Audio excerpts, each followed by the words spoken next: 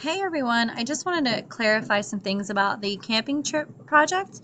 So, this campsite paper, keep in mind that the tents are here and the size of the tents are here, but students should be writing their tents or drawing their tents rather on the centimeter paper here or here.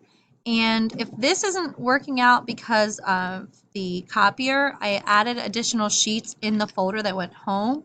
Also, I'm sending home another paper with this grid on the folder that went home today. If you have any confusion about this, please make sure you reach out to me before the packet is due.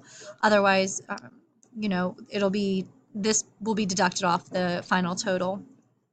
Remember, students have been working with area in class, but they're basically just counting the spaces on this part here. So a 5x3 tent, they would count over 5 and down 3 and then draw their rectangle to make their tent. Like I said, if this is confusing to you or you need any help, please don't hesitate to reach out. Thanks.